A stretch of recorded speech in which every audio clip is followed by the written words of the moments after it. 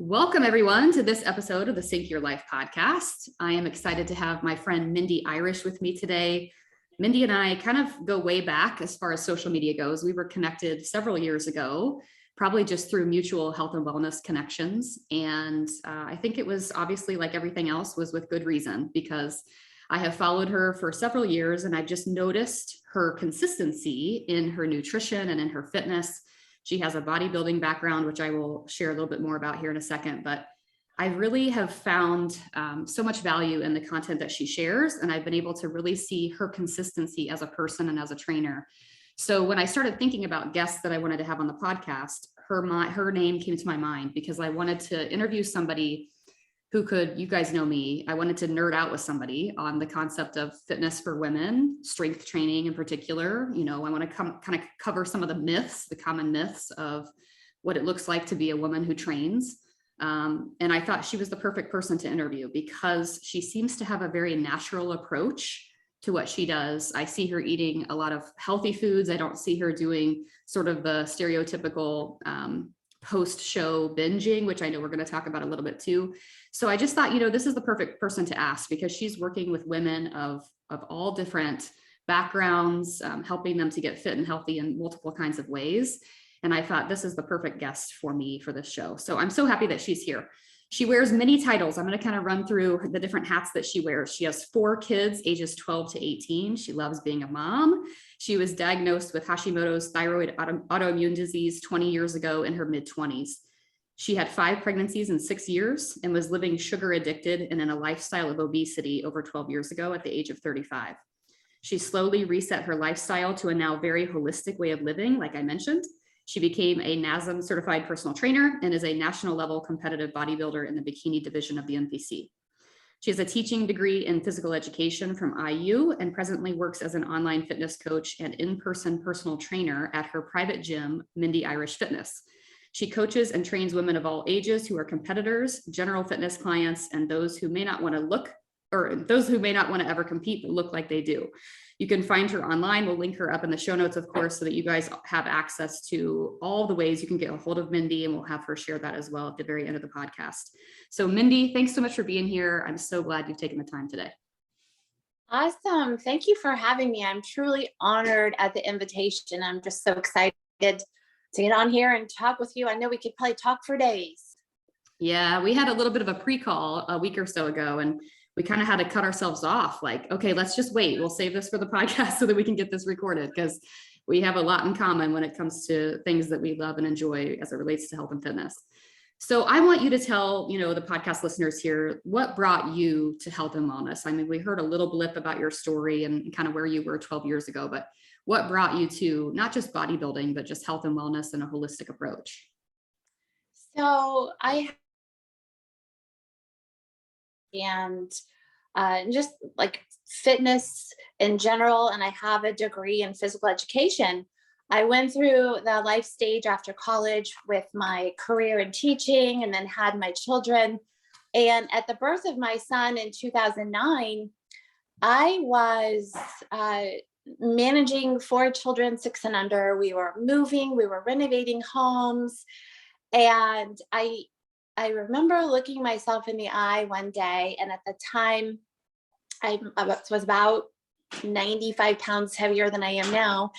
And I just remember thinking, I never saw it ending, or not ending, but just getting to that point. I never imagined myself at that point in my life. I was so happy to be a mom and so honored at that calling, but I knew that I had not made space to take care of myself in all of those change of seasons and wearing all of those hats. And I knew something had to change. God really spoke to me, and I feel like he just took me by the cheek and was like, I have more for you. I have great plans for you. Sometimes it makes me emotional. And we need to make some changes. So long story short, I really leaned into him because I was depressed. I was having postpartum issues. I had these little kids everywhere. And then I was frustrated with myself. I wouldn't say disappointed, but I was just ready to make forward progress. So I started out going to Weight Watchers. So if anyone is starting out, I went to Weight Watchers. I paid, weighed, and stayed for their meetings. And I basically let them educate me and dropped a lot of weight because I started changing my habits and my patterns. Took the kids with me, and I decided to pay that $40 a month. And to me at the time, it was super expensive. I felt guilty for it, but then I said, don't feel guilty. This will pay you back. So I got through that. I made great progress with them. I was very active at the YMCA, created a community of people who liked to be active and work out. And it was just me slowly setting up a new pattern and a new lifestyle.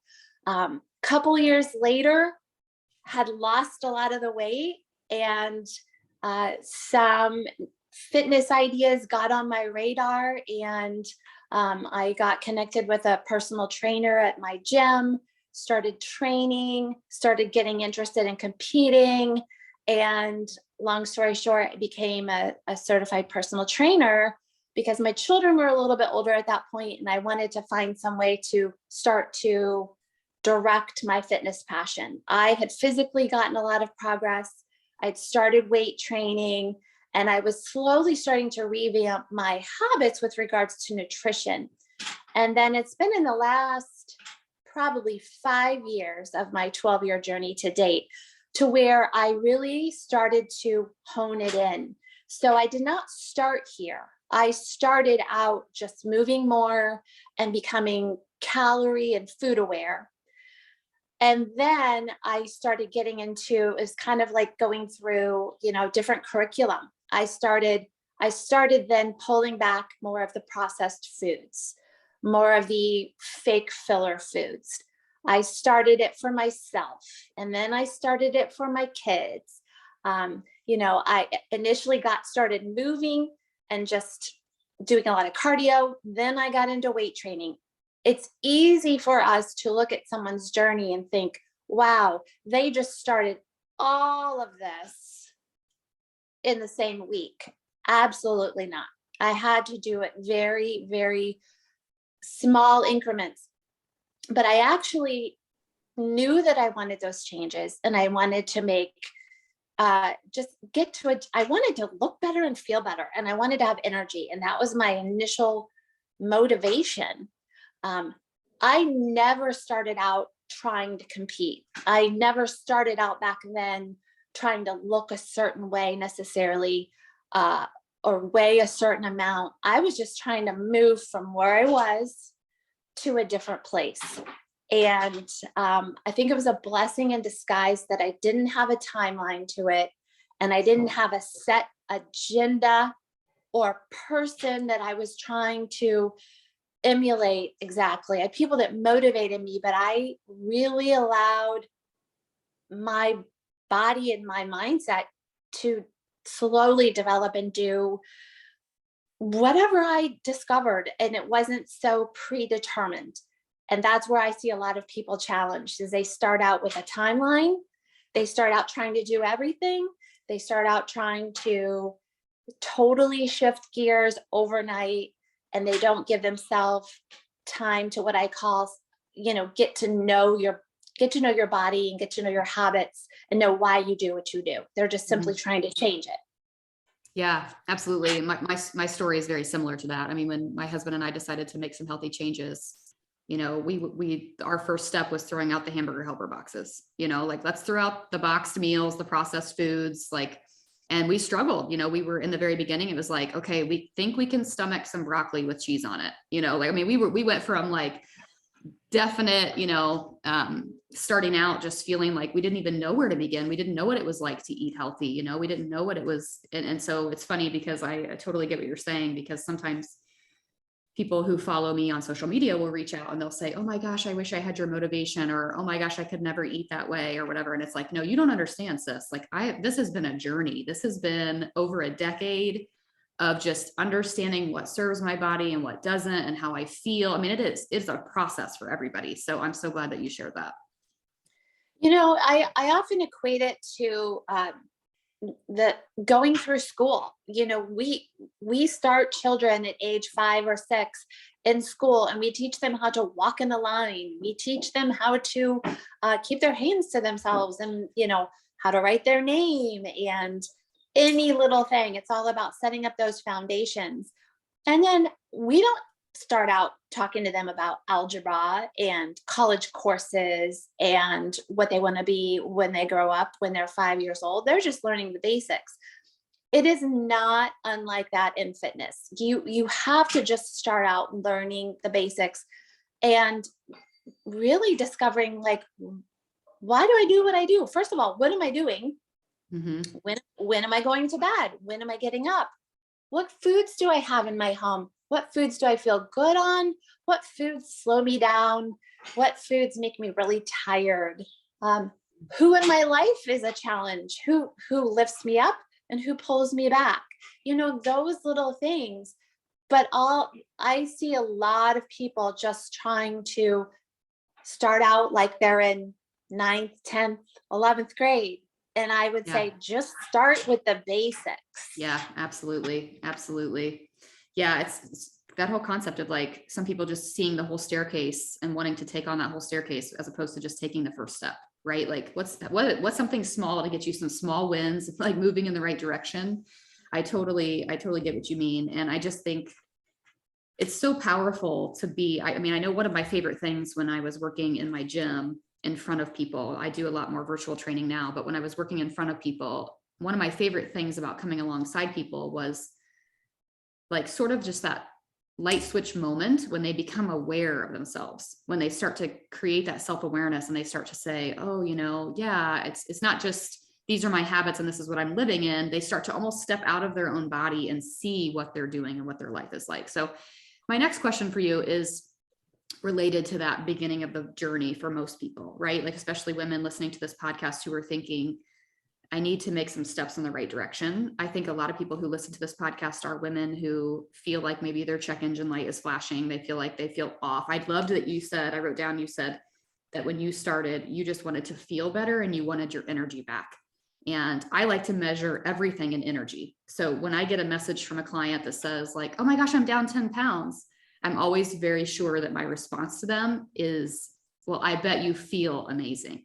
Right. Yeah. Because that's what it's about. Like, don't send me your before and after photo. Like, I mean, I care, but that's not why I'm helping you. I'm helping you because I want you to feel better and I want you to have that energy back. So when you're working with a client and they meet with you for the first time, what is step one for you? Like, how do you help create that self-awareness in them? If they come to you with a timeline and say, I need to lose 20 pounds in 6 weeks, right, for this vacation, which I know I hear that a lot. You say they come to you with a timeline and they have a weight in mind or whatever. Like, what is your response to that? And how do you sort of shift their mindset, or what is your approach to getting them started?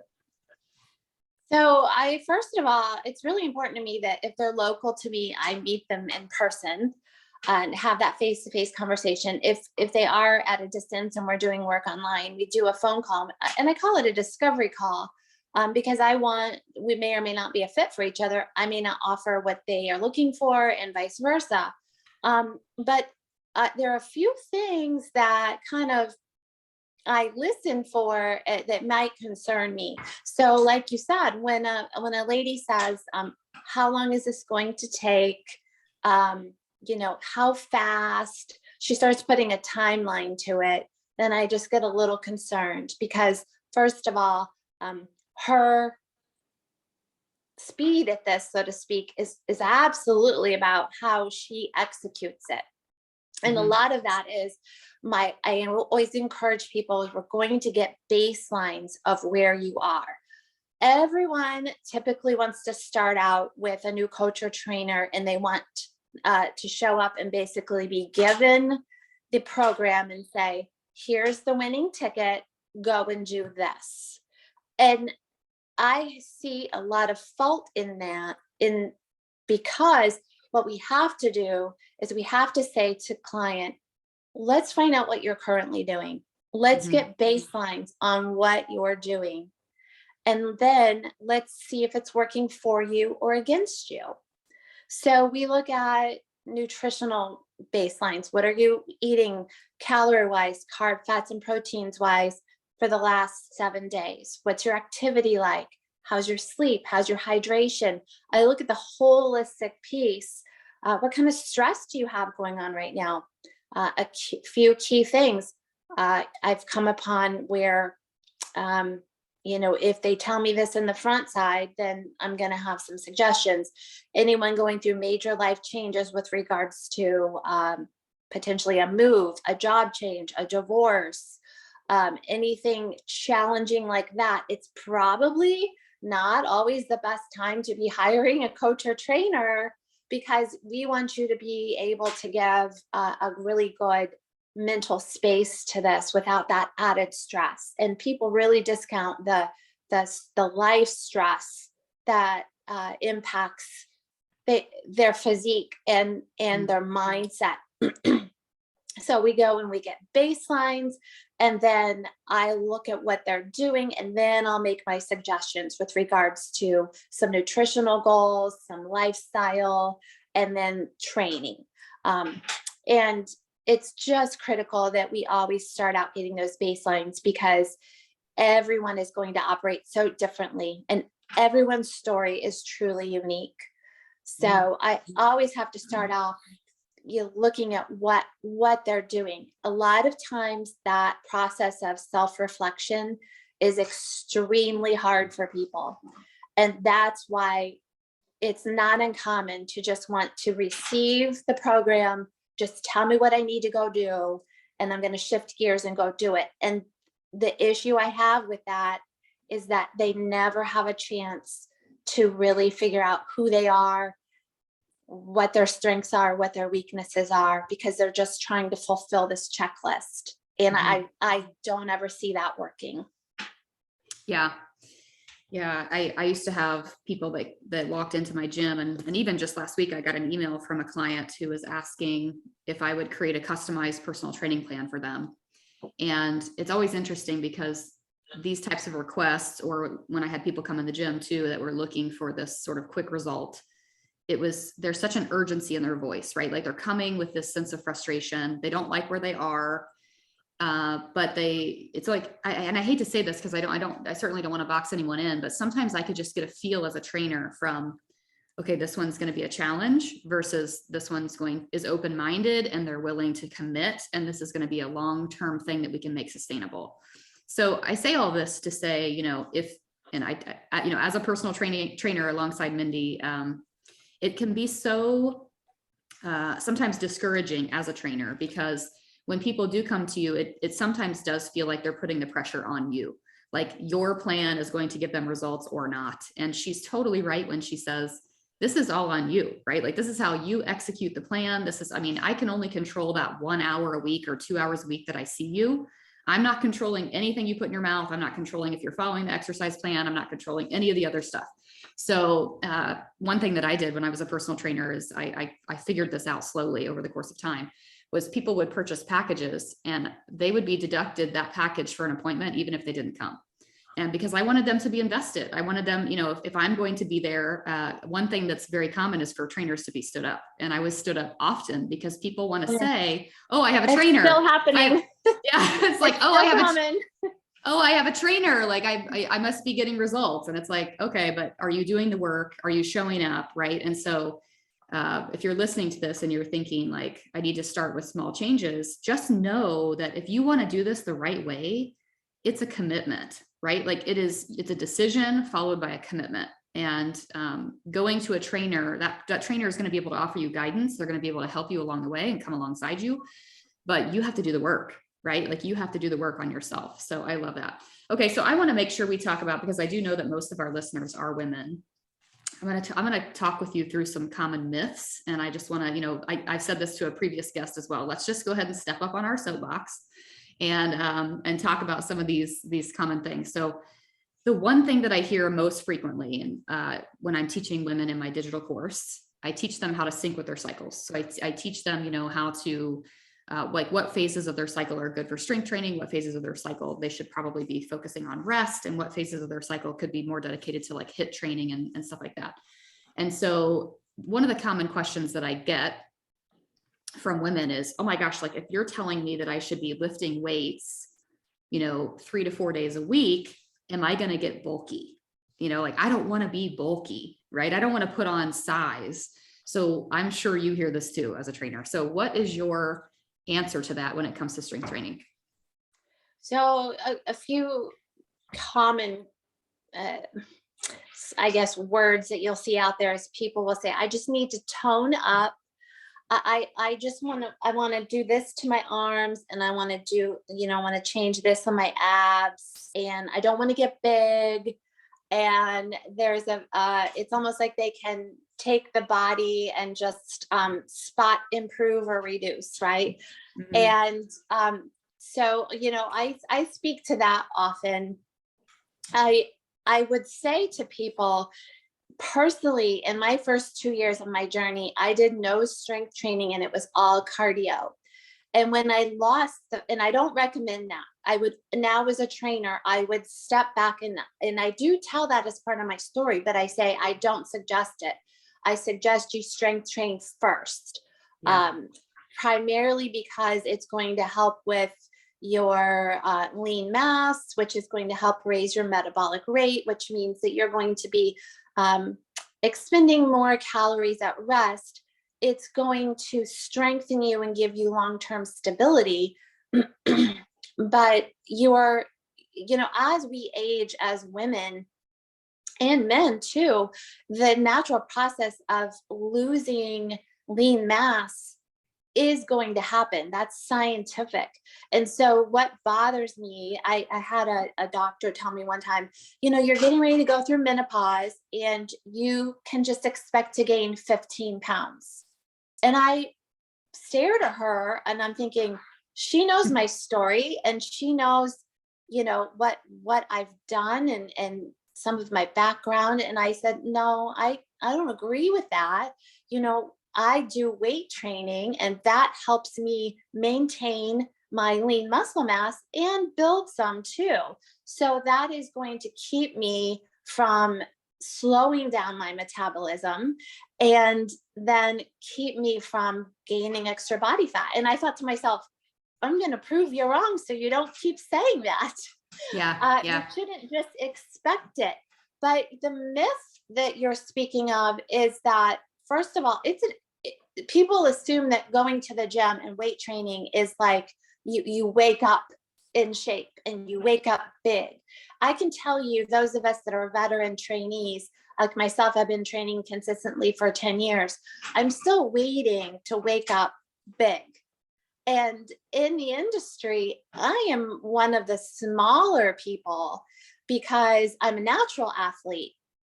And so, it has actually not only is my scale weight down, but I'm just more compact. If my nutrition is out of line and I'm doing more grains, sugar, and dairy, then I will start to put on body fat. And that's what will make people feel big. But no woman is going to wake up with tons of extra muscle that she's got to figure out what to do with.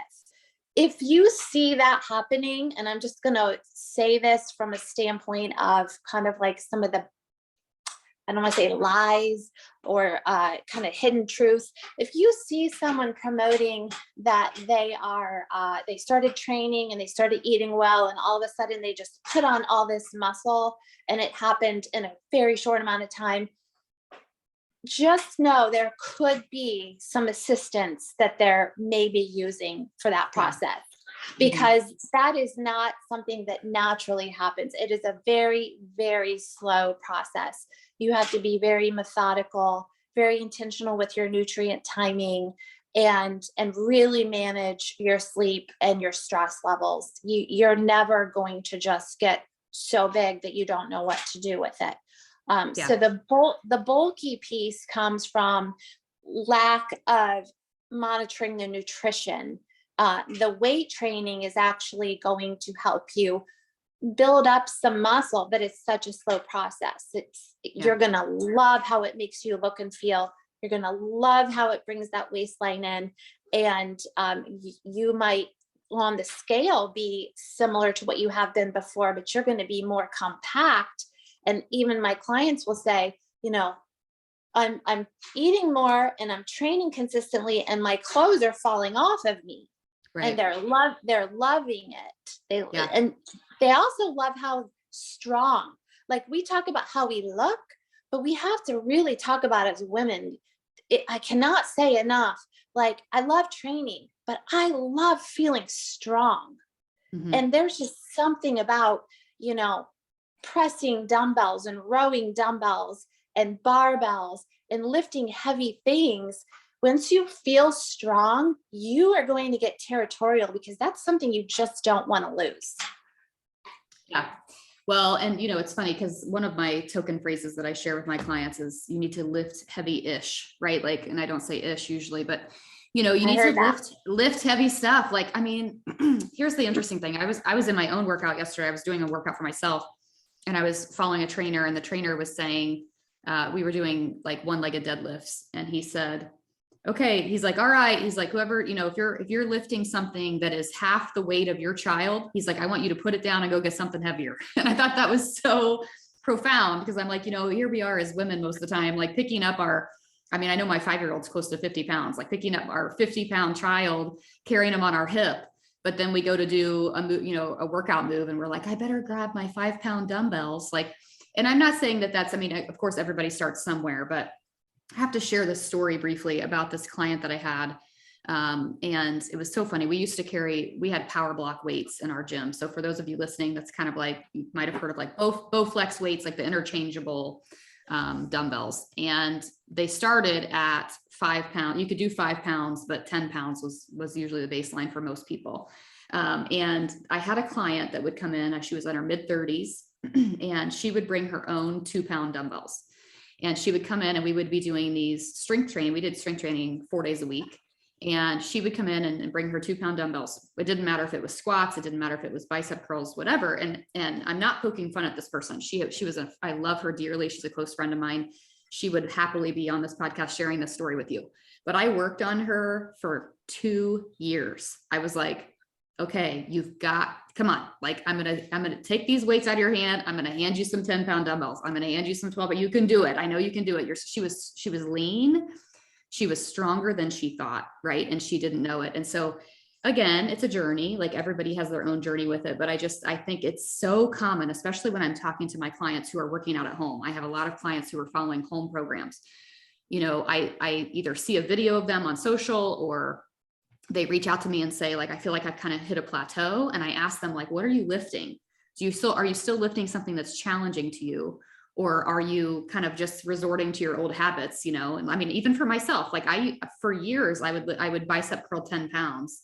And in the last year, I was like, I'm going to push it. I went to 12, I went to 15, I've gone to 7. You know what I mean? Like, you slowly start to increase up because your body is stronger and you're building that lean muscle mass. So again, everybody has a journey with it, but I think it is a statement that everyone needs to hear, that, women, especially, that you need to lift heavy things. If you can lift your child, you can lift a heavier dumbbell, most likely. So of course, with proper form, we don't want to injure you by any means, but I think and I would say, as a personal trainer, I'm very adamant about form. And absolutely. So I have trained all 4 of my children from about age 10, starting point. And, they're not unlike anyone else. They walk in and they want to gravitate. I have 3 boys and 1 girl, so it was more in the boys. They want to gravitate over here to the big dumbbell or the bigger. And I'm like, no, let's go over here and lift the bar and let me check your form. Let me check your eye gaze, your head position. Where are your hips? Where's your shoulders? Range of motion.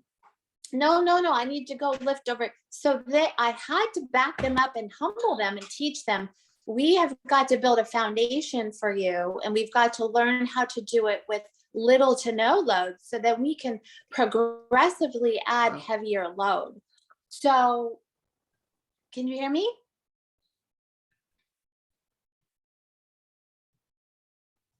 Hang on 1 second here.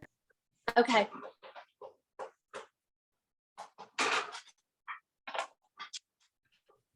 Hang on one second. Okay.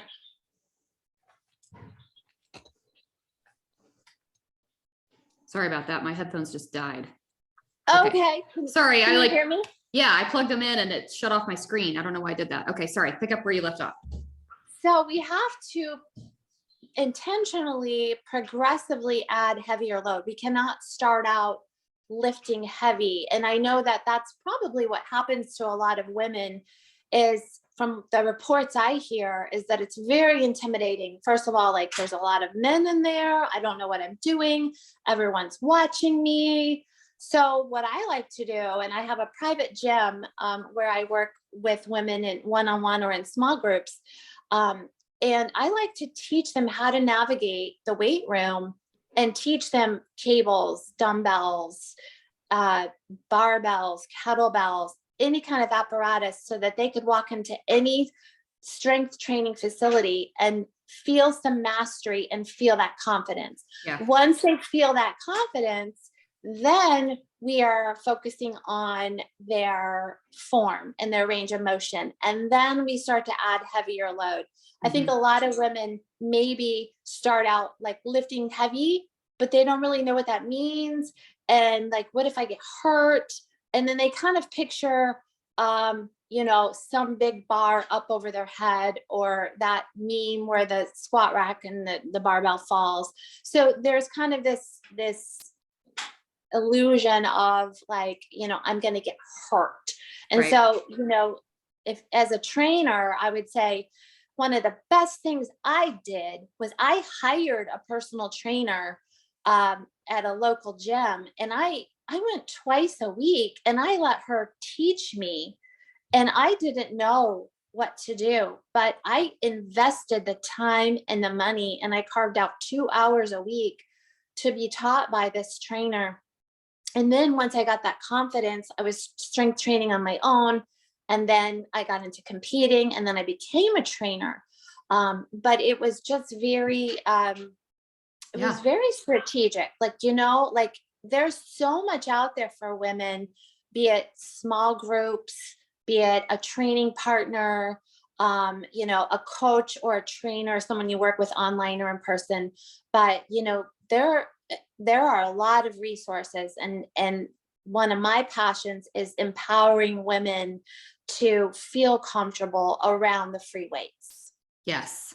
Amen to that. And I think, you said earlier, like it's like teaching your 5-year-old, right? You're not teaching your 5-year-old college classes. Like you're starting with the foundation, and the foundation sometimes this is how you pick up a weight. This is how you lift the weight, right? Like this is how you do it with proper form. So absolutely. Okay. So there's so many things that I want to touch on and so little time. So another thing that comes up, I know with me, and I'm sure it does with you, is protein intake. And I'm just interested in your feedback on this and how you teach your clients when it comes to, macronutrients, or I'm not sure exactly how you train them. So you can share with us what you do. But I know for me, most women, especially as we age, are not consuming enough protein. And I've shared this little mini story of myself on the podcast recently, and I'll share it again. And that is entering this year in January, I had to do sort of a reassessment of my own training. I had to kind of take a look at, where do I need to focus more of my time and energy? Where do I need to back off? And what do I need to do to adjust my nutrition? And when I recalculated everything and I decided to kind of try something different, the resounding message that was being told to me was this, don't be afraid of protein. Like, Jenny, just go for like, I know that we talk a lot in the world that I've been in about controlling our portions and controlling how much is on our plate and that kind of thing. But I think I definitely was limiting myself when it came to protein and healthy fat intake. And I was seeing repercussions from that in my hormone health. And so when I started to finally address it and say, no, I'm going to actually almost double my protein intake, and I'm going to increase my healthy fats, which for me does not involve dairy because I have a strong allergy and sensitivity. That meant more avocado, more olive oil, more, nut butters and those kind of things. And so when I started to do that, I didn't take away carbs. I just increased the proteins and fats. But when I started to do that, I started to notice my energy levels, my sleep, everything started to improve. one of the things that I walk women through in my hormone course is teaching them how much protein they really need, especially as a training female. So I want to touch on this subject, and I'll just kind of open it up to you. You know, how do you work with women on this? What are your beliefs on protein? You know, what sources of protein are your favorite? Like, you can just go with us wherever you want to take it. Okay, awesome. So when I do start with a client, like I said earlier, we get the baseline of what I call their 7-day, it's 7-day calories, and whether they're tracking calories or macros, they report those to me, and then I have them go a little step further and they tell me their carbs, fats, proteins, fiber, and sugar. And I look at their 7-day average of that. And invariably, we are a society of being very carb centric. The average American is eating 300 grams of carbohydrates a day, and it's not coming from fruits and vegetables. We're talking grain, sugar, and dairy, lots of refined sugar. We are low fiber intake, and we are very low on protein. And then fats can kind of fall in the middle, but they're not the best fats. They are the refined oils. So I look at quantity first, and then I start to evolve quality with a gal. If a gal is already weight training and food aware, she's probably coming in over 100 grams of protein a day. And that's going to be the cumulative between animal proteins and plant proteins, because our food trackers don't differentiate them. So we don't have a way to know what the source is. So let's say a gal is 150 pounds and she's already been training. She might be up over 100, 125 grams coming in to work with me. If someone is carrying a lot of extra body fat and they haven't been food aware, it's not uncommon for them to be down in like the 50 grams of protein.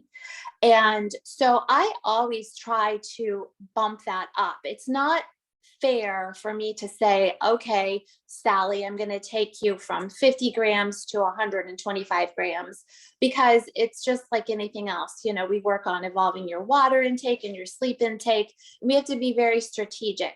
We also have to look at the sources that you're using. So there's the big debate between plant proteins and animal proteins. I personally use animal proteins and plants too, but I do use a good source of animal proteins. But I know there are a lot of women out there who don't use animal proteins and they prefer plant sources. And that's fine as long as it's coming from a whole food, a one ingredient item. I really dislike when we are getting these wannabe fit foods out there that blast the word protein all over their product for the sake of marketing. And then people are coming in and saying, how about this protein shake? How about this protein bar? How about this protein chocolate chip pancakes, muffins? And you're like, okay, back up.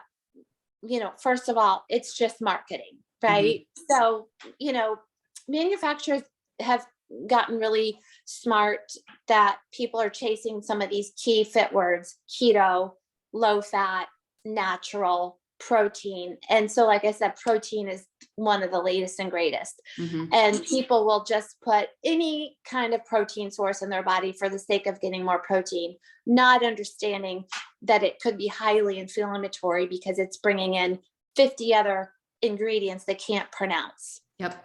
So ultimately, I like to coach people as a girl gets leaner and her body fat goes down, we can afford to bring her protein up. So at first, I might be putting her down at like 80% of her 1 gram per pound of body weight, because she's still carrying a lot of body fat. So if someone is carrying a lot of extra body fat, I'm not going to put you on a ton of extra protein. I'm going to keep it a little bit lower and start to bring it up. If you're a leaner person, like myself, I tend to do well over 130 grams of protein a day. So I'm well over 1 gram per pound of scale weight. And that's primarily because I feel really good on protein. I can digest it. It satiates me. And what we also don't understand is it has a really high thermic effect. So what that means is that is expensive for our bodies to digest. So like some 30% of those calories of protein will be used by your body to digest the protein. And that is attractive to me because I can eat and I can feel satiated. And then because of the nature of the protein, my body has to use that to break it down. So it's a very wise choice for sustainability, for being satiated, and then for body composition. Yeah. Yeah. So one of the biggest things that I see with women who are dealing specifically with hormone imbalance, you know, and a lot of the experts that I follow and naturalistic doctors that I follow say the same thing, is that oftentimes the first couple of things we need to address with hormone imbalance is both our adrenal health, our stress, right? And also our blood sugar. So what I find is that a lot of women start my program and they say, oh, you know, I usually just grab a granola bar for breakfast. Okay, well, how are you feeling mid-morning? Well, I usually am starving, you know, by noon, I eat lunch and I finally feel better. So long story short, they're having these sort of blood sugar fluctuations throughout the day. When we start to include more protein in the diet, like you said, they become more satiated, more healthy fat too. So even in just my small adjustment in the start of this year, I had always eaten 2 eggs at breakfast with, you know, oats or some sort of carbohydrate as well. And I just decided I was going to increase that. So I'm now in the same range. I'm around 130 grams of protein per day. And I usually have like, you know, 6 tablespoons of egg whites mixed into those eggs, a huge omelet full of veggies, you know, my oats on the side. And then I'll sometimes even have an extra dose of protein mid-morning. And it just keeps my blood sugar stable. It keeps me from hitting those crashes. And it keeps my body from a hormone perspective from going into that fight or flight, right? Like I think a lot of women, I think their bodies are living in a stage of fight or flight. Like they're constantly in these fluctuations. And then they wonder why their cycles are off, or they wonder why they're getting headaches, right? And a lot of that could just be managed through the diet, could be managed through keeping that sustainable source of energy throughout the day. So yeah, protein and healthy fat, increasing that, of course, is key for so many women. And like you said, like processed foods and highly refined sugars are unfortunately taking up a lot of the standard American diet, which I recently heard to as the SAD diet, standard American diet. It's so true. Absolutely. Yeah. You know, I have a funny story. So I have 4 children and they're basically teens or preteens, and they're all athletes, and they're at the phase of like, I need to add size. I need to put on some lean mass. You know, they're becoming more food aware and aware to their performance. And one of my kids, you know, I kept saying, you're not getting enough protein. You're not getting enough protein. I finally talked him into eating more protein. He's using egg whites. He's using chicken, a little more turkey and beef. And I said it over and over and over. And they don't listen to me because I'm mom. But this kiddo started doing it. And a coach walked up and he said, you're putting on a lot of size. I can see a difference in you. And it was like, he just perked up, and I'm like, well, now, you know, once they have that outside validation from someone else, they're like, okay, now you're going to listen to me. Now you're going to keep doing that now that other people are noticing. Yeah. So, That's so you know, funny. all his efforts in the gym and training, but if you fuel it with junk, you're going to get junk results. So I'm like, you know, they know what I do. They've seen my lifestyle for 12 years and my competing for 10. They see I'm protein focused. I'm like, put your protein on your plate first. Yeah. And that's what I tell my clients is when you're building a plate, don't go for your junky carbs. You build your plate, you put your protein on your plate first, 4 to 6 ounces of that lean meat, and then put your fruits and vegetables and maybe starches around it. But, you know, over and over again, clients and maybe my kids were not putting their protein first, or it was 2 ounces of protein and a big pile of rice. And I'm like, no, every time you eat, get that protein ounces up. And it's not that you have to eat more often, eat more protein when you eat. Yeah. When you do eat. Absolutely. Absolutely. Yeah. I think isn't it funny how our kids listen to outside sources before they listen to us, right? I think it's common at any age. Absolutely. So when it comes to, obviously you have some bodybuilding experience and competition experience. And this is something that's always intrigued me. I love following people who are into this because it is, or it seems at least from the outside, like such a science, right? Like there's such a science to it as far as getting your physique in the way that you want it and in the way that works for competition. And so, but the one thing that we talked about this on our pre-call, but the one thing that I wanted to mention today, because there might be people listening who've been intrigued by competition or who are wondering more about that lifestyle. And I think that the one thing that I've seen is, obviously I have people that I talk to and I'm friends with on social media who compete. You referred to yourself earlier as a natural athlete. So I definitely want you to touch on that. Like, what does that mean necessarily? Just for our listener to hear. And then also, I have these people that I follow on social media who compete, but it seems like even as following them, it seems like such a roller coaster. They are so dialed in with their nutrition leading up to that competition. And then all of a sudden we start to see, okay, the competition's in 5 days, 5 days until I can have a box of Pop-Tarts, or 5 days until I can have that, binge at McDonald's or whatever the case is. And then you see them compete.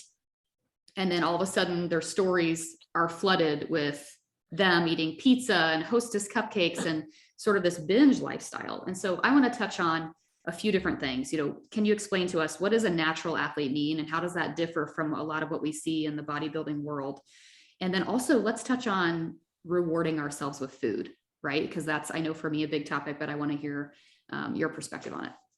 Okay, awesome. So like these topics, like I think you and I could probably like talk all day on these specifically because I'm super passionate about this. So yeah, I've been competing for 10 years in the process and I have learned a ton and I'm still learning a ton.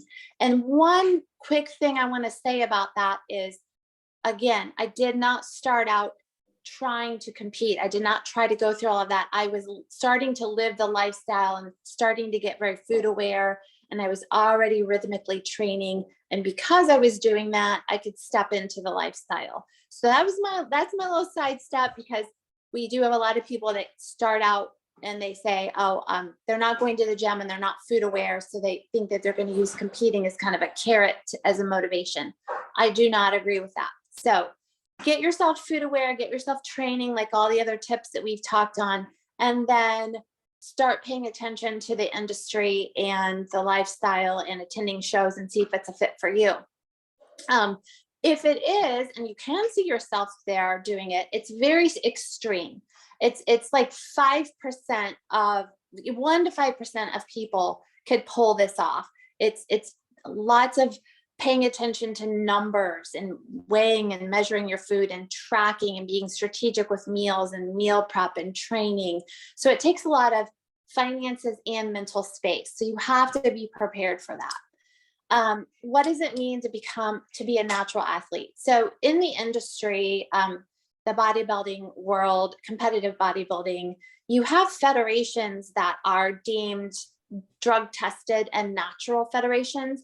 And you do have some federations that are not drug tested, but they will run natural and drug tested shows. So even if they have athletes in their federation that compete without assistance, illegal performance enhancing drugs, they can still attend either show. When you're going to a non-tested show, that you could be up against someone who is using steroids in some capacity or some sort of illegal fat burner, that we kind of imply gives you a leg up, but not always. So, I've been very competitive in a non-tested federation, on a non-tested stage with athletes that are probably using some sort of cutting agents for fat loss or muscle building.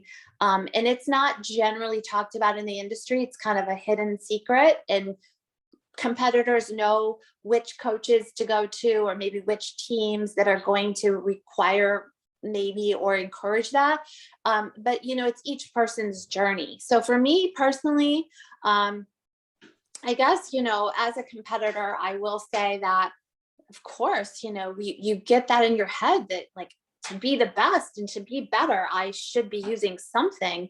And I'm not going to lie and say it hadn't crossed my mind, but ultimately my endocrinologist was like, Mindy, like your body is so sensitive with your Hashimoto's and your thyroid. Like you can't put anything in your body. It will kill you. And I knew that. And I also knew I have children watching, and it was just something I didn't want to do. So I've chosen to stay natural and use basically the training and the nutrition and the stress management, and can live this lifestyle. I'd love to go pro, may or may not happen, but I'm just going to keep trying. So natural athlete means you're someone who's chosen not to use performance enhancing drugs. And there are a lot of us, and we're very proud of that. But I also have friends that compete who do choose that route, and that's their choice. It's their body. And Absolutely. we don't have that conversation, So you then asked about food coming in and out of a show. When someone is in contest prep and they are dieting down for a show, we are very rhythmic with monitoring our intake to the gram of macronutrient. And I've had coaches for years. I'm currently self-coaching, but I've had coaches for years, and you would check in weekly with your coach, and he or she would say, drop your carbs by 10 grams a day, drop your protein, keep your protein at this, keep your fats, or maybe your carb cycling. So coming into the show, your food is very streamlined, and you're very one ingredient foods, very, chicken, rice, broccoli, different vegetables, plain proteins. You take out all the bells and whistles and the fluff out of your diet, the junk. You feel great. You look amazing. You're lean, you're ripped. But as you get closer to this stage, your food is low, your cardio is high, and it isn't sustainable long-term year round like that, because it is a stress. So then you start to maybe not feel so good. So we all know as competitors, like, it's like that moment of time you get on stage, you compete, and then there's always the talk of, what are you going to have after the show? What kind of foods are backstage? What do you have in your hotel room? What's sitting in your pantry set aside at home? And when I first got in the industry, nobody talked about this. It was all new to me. I didn't know how sensitive my body was, streamlined with foods coming into that show and then coming out. I just thought, I don't have a show date on the calendar, I can go eat what I want. Well, that is completely incorrect, because your body is just prone. You've lost all this fat and you've emptied the fat cell, and your body is prone to what's called fat cell overshoot or body fat overshoot.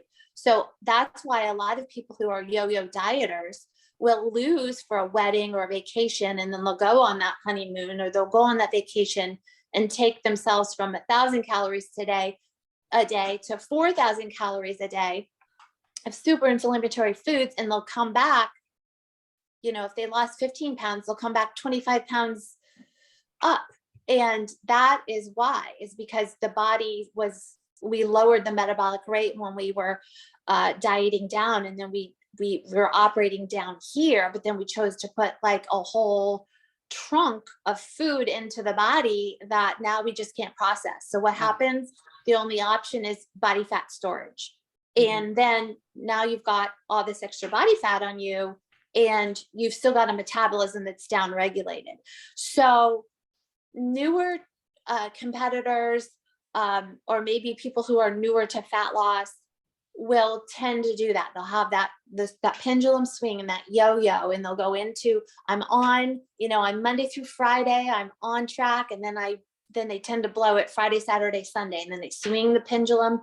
They get to Sunday night, or they get to the end of that show, and they tighten back up. And then so it becomes like that, a back and forth pendulum swing. And, I had to go through that the hard way. I had to learn, I had to get educated, and then understand the science of it. Now, as a veteran competitor, 10 seasons in, I now have the knowledge and understanding that really you have to do this as a lifestyle year round.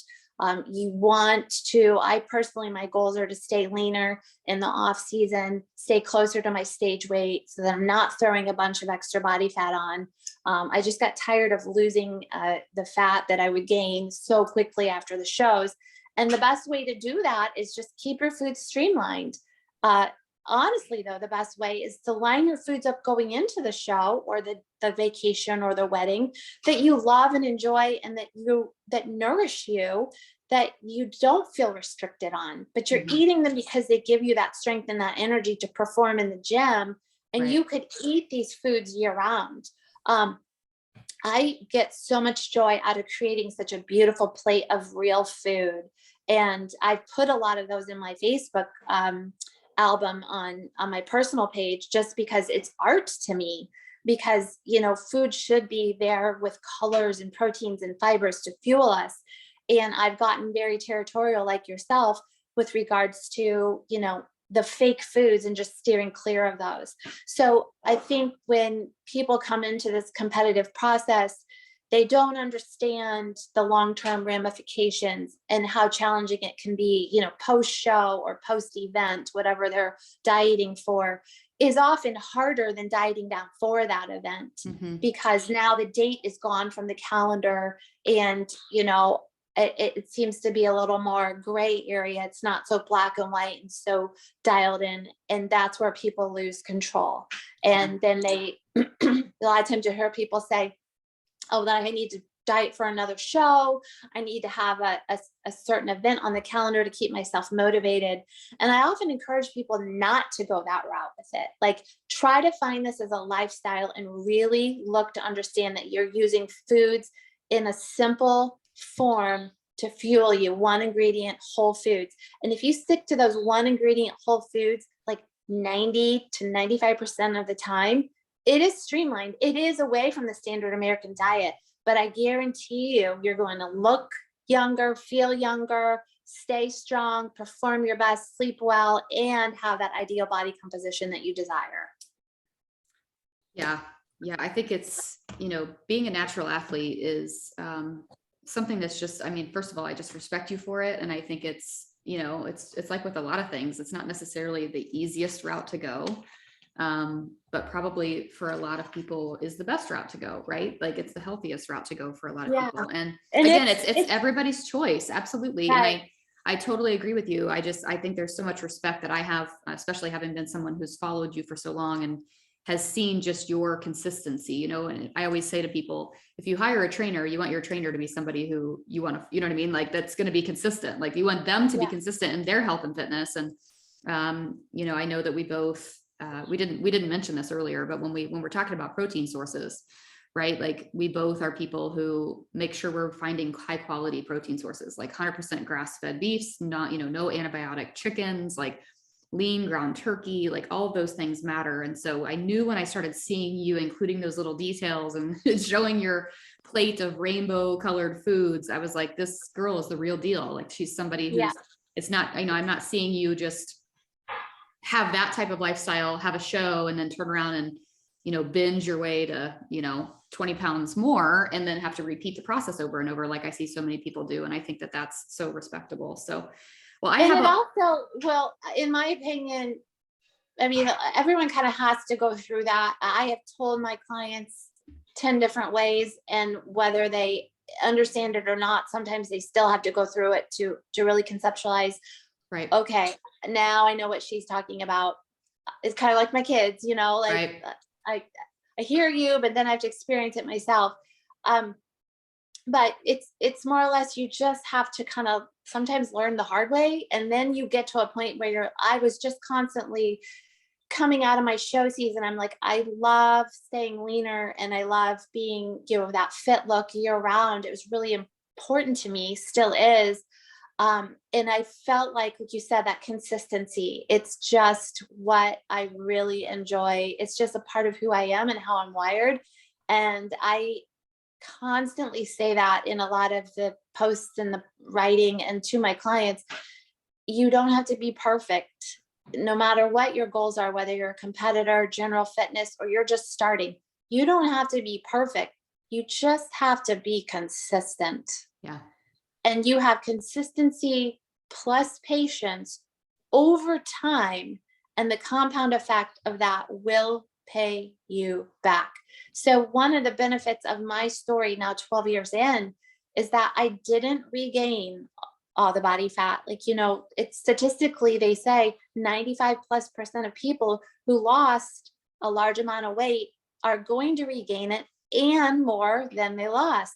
And I'm in that 5% that didn't. And I just have that message to tell people is that you have to start out, whether you're trying to compete or perform it for an event or just to look and feel better. You have to start out on a program that you can maintain and it's sustainable and that you like. You should not be miserable. Yeah. If you are miserable, you need to stop and go find something that you will do. You should not be looking for some external source to motivate you every time. I always laugh because people say, like, how do you stay so motivated? I'm like, because I've invested a lot to this point. I have a lot to lose.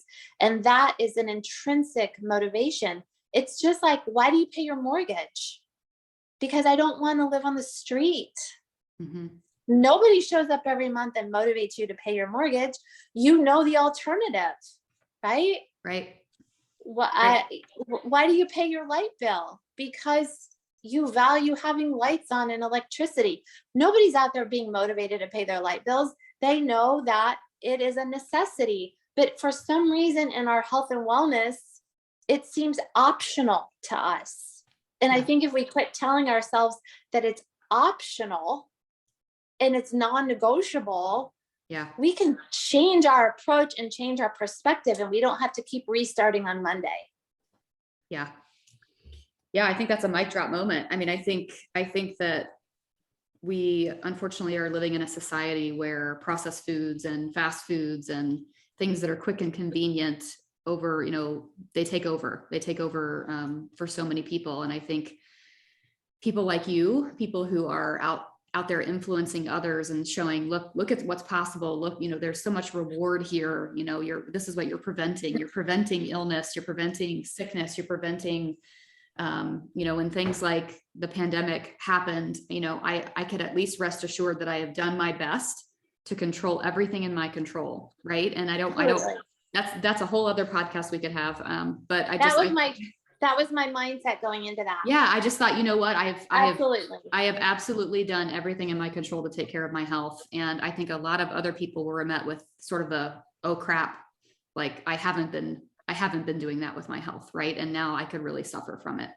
And so I value everything that you're doing. I think that you are such a powerful force, and I hope you keep going with influencing people in our area. And hopefully now people will get to hear your message even beyond that.